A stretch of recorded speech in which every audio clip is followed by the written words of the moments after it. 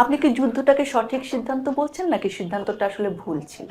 না, যুদ্ধটা তো চাপিয়ে দেওয়া হয়েছিল।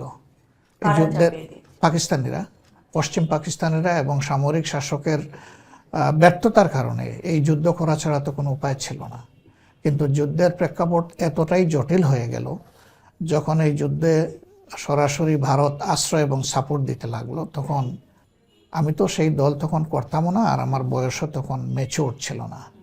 আমি বলতে গেলে একজন শিশু ছিলাম।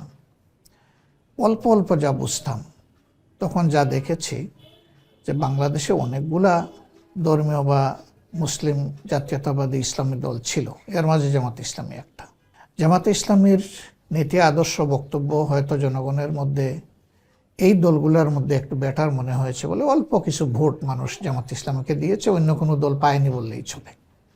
বাকি সকল ভোটই পেয়েছে আওয়ামী লীগ।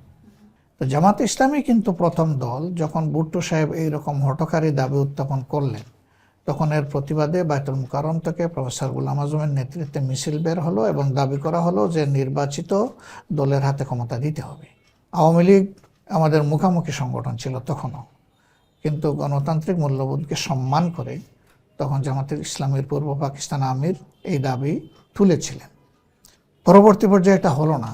শেখ মুজিবুর রহমান নিজেও চেয়েছিলেন যে তিনি অখণ্ড পাকিস্তানের প্রধানমন্ত্রী হিসাবে তার মন্ত্রিপরিষদটা গঠন করে পাকিস্তানকে শাসন করবেন এবং 23 বছরে পূর্ব পাকিস্তান যে সমস্ত ডিসপেরিটি বা বঞ্চনার শিকারে পরিণত হয়েছে সেগুলোর সমতা আনার তিনি চেষ্টা করবেন, যার কারণে তিনি গ্রেফতার হওয়া পর্যন্ত তার মুখ থেকে সরাসরি বাংলাদেশের স্বাধীনতা যুদ্ধ বা মুক্তিযুদ্ধের ঘোষণা আসে।